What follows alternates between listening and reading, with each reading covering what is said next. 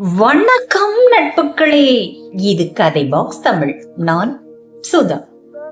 ஒரு மனிதன் பேசாமலேயே அந்த அறையில இருக்கிற அத்தனை பேரையும் தன்னுடைய கட்டுப்பாட்டுக்குள்ள கொண்டு வர முடியுமா அப்படின்னு நீங்க நினைக்கிறீங்களா? நிச்சயமா முடியும் நட்புகளே. 60 நூற்றாண்டுகளுக்கு முன்னாடி வாழ்ந்த சாணக்கியர் பயன்படுத்திய, அதே சமயம் இன்றும் பயன் கொடுத்து கொண்டிருக்கின்ற அந்த மௌனத்தின் உளவியலை பற்றி தான் நாம இன்றைக்கு இந்த காணொலியில பார்க்க போறோம்.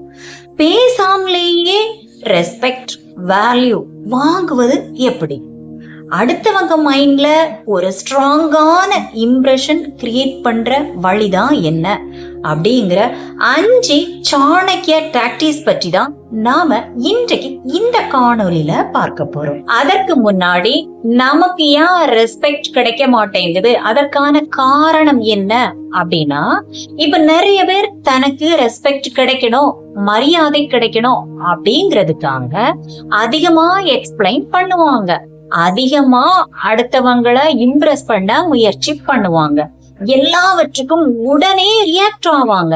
ஆனா சைக்காலஜி என்ன சொல்லுதுன்னா, நீடினஸ் டிஸ்ட்ராய் அத்தாரிட்டி அப்படின்னு சொல்லுது. அடுத்தவங்க உங்களை அங்கீகரிக்கணும், நீங்க நல்லவங்க அப்படின்னு அவங்க நினைக்கணும் அப்படின்னு நீங்க முயற்சி பண்ணும்போது உங்களுடைய வேல்யூ ஆட்டோமேட்டிக்கா குறைஞ்சிடும். இந்த பவர்ஃபுல் பீப்புள் அவங்க அவங்களுடைய வேல்யூவை ப்ரூவ் பண்ண முயற்சியே பண்ண மாட்டாங்க, அவங்களோட பிரசன்ஸ் தான் பேசும். அத நீங்க புரிஞ்சுக்கணும். சாணக்கியர் என்ன சொல்றாரு அப்படின்னா, அதிகமா பேசுறவன் தன்னுடைய பவரை லீக் பண்றான் அப்படின்னு சொல்றாரு. உதாரணமா, இப்ப ஆபீஸ்ல ஒருத்தர் ரொம்ப வளவளன்னு பேசிட்டு தன்னை ப்ரூவ் பண்ணிக்கிட்டே இருக்காரு அப்படின்னு வச்சுக்கோங்க. ஆனா இன்னொருத்தர் அதிகமா பேசாம ரொம்ப காமா அப்சர்வ் மட்டும் பண்ணிட்டு இருக்காரு அப்படின்னு வச்சுக்கோங்க. ஆனா ஒரு மீட்டிங் அப்படின்னு வந்தா மக்கள் யார சீரியஸா எடுத்துப்பாங்க தெரியுமா? அந்த காமான பர்சனை தான். ஏன்னா silent creates mystery, mystery creates respect அப்படிங்கறத நீங்க தெரிஞ்சுக்கணும். 5 சாணக்கிய டாக்டிக்ஸ் பாத்துடலாமா? முதல் தந்திரம் என்ன தெரியுமா? The foundation of silent dominance. அதாவது உன் உள்ளே இருக்கும் உறுதியை வெளியே காட்டு, அதற்கு அதிக பேச்சு தேவையில்லை அப்படின்னு சொல்றாரு. ஆமா, இன்றைக்கு இருக்கிற உலகத்துல நிறைய பேர் ஒரு வேலிடேஷனை எதிர்பார்த்து வளவளன்னு பேசிக்கிட்டே இருப்பாங்க. ஆனா உண்மையான அதிகாரம் இருக்கிறவன் சைலண்ட ஒரு ஆயுதமா தான் பயன்படுத்துவான். நீங்க அமைதியா இருக்கும்போது ஒரு வெற்றிடம் உருவாகும் இல்லையா? அதை நிரப்புறதுக்காக மற்றவங்க வளவளன்னு பதட்டத்துல எதையாவது பேசுவாங்க.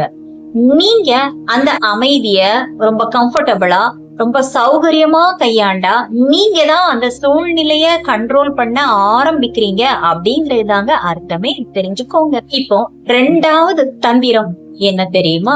Strategic eye contact. இதத்தான் சாணக்கியர் திருஷ்டி அப்படின்னு சொல்றாரு. அதாவது உங்க கண்ணுல ஒரு தெளிவு, கான்பிடென்ட் இருக்கணும், ஆனா அக்ரெசிவ் இருக்கவே கூடாதுங்க. உதாரணமா, இப்ப நீங்க ஒரு புது ஆளை மீட் பண்றீங்க அப்படின்னு வச்சுக்கோங்க. முதல் 3-4 செகண்ட் ஃபுல்லா அவங்க கண்ணையே பாருங்க, அதுக்கப்புறம் மெதுவாக கண் சிமிட்ட ஆரம்பிங்க. இது என்ன சொல்லும் அப்படின்னா, நான் உன்னை முழுசா புரிஞ்சுக்கிட்டேன், ஆனா நீ இன்னும் என்ன புரிஞ்சுக்கல அப்படிங்கிற ஒரு உணர்வை அவங்களுக்கு கொடுக்குமா. தெரிஞ்சுக்கோங்க. 3வது தந்திரம் என்ன தெரியுமா? Mystery of deliberate physical stillness. அதாவது அதிகாரம் மிக்கவங்க எப்பொழுதும் அசையாம இருப்பாங்களாம். அவங்க தலைய நேரா வச்சுக்கிட்டு, நிமிர்ந்து, ஷோல்டரை தளர்வா வச்சுக்கிட்டு, காலை ஆட்டாம ஸ்ட்ரைட்டா உட்கார்ந்து இருப்பாங்களாம். இதத்தான் லயன் போஸ் அப்படின்னு சொல்லுவாங்க. லயன் வேட்டையாடுறதுக்கு முன்னாடி என்ன செய்வான் தெரியுமா? அமைதியா நிதானமா நிக்குமா. எந்த இடத்துல நின்னாலும் அது அதோட ராஜ்யம்தான். இத போலதான் நீங்களும் ரொம்ப கம்பீரமா நிதானமா இருக்கும்போது அடுத்தவங்க உங்களை ஒரு ஹையர் ஸ்டேட்டஸ் பர்சனா பார்க்க ஆரம்பிப்பாங்க, தெரிஞ்சுக்கோங்க.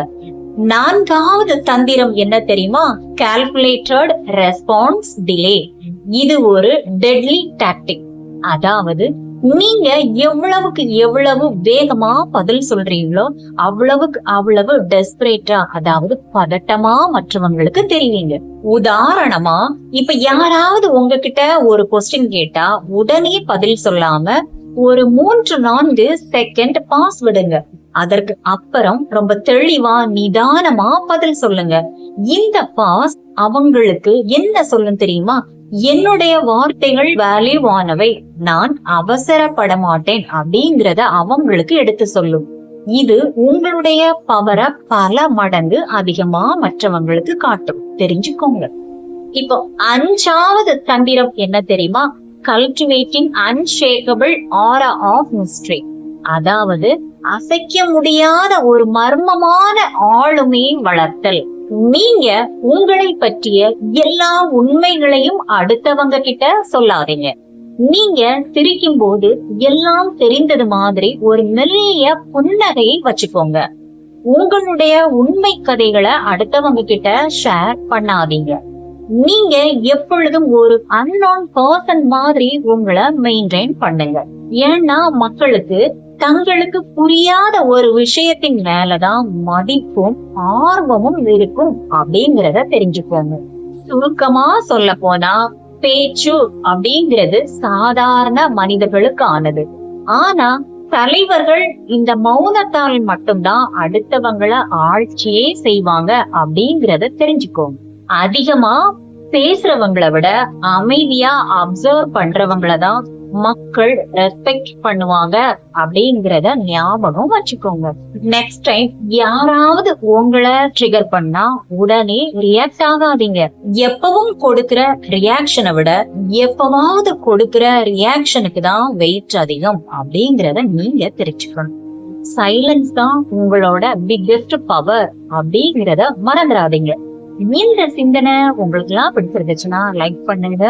இதை பற்றிய கருத்துக்களை கமெண்ட் பாக்ஸ்ல தெரியப்படுத்துங்க.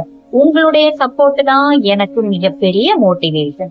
இதை போல தொடர்ந்து வரனா கதை பாக்ஸ் தமிழ் சேனலை சப்ஸ்கிரைப் பண்ணிக்கோங்க. மீண்டும் இன்னொரு காணொலியில உங்கள் எல்லோரையும் வந்து சந்திக்கிறேன். Until then Sudha. தேங்க்யூ.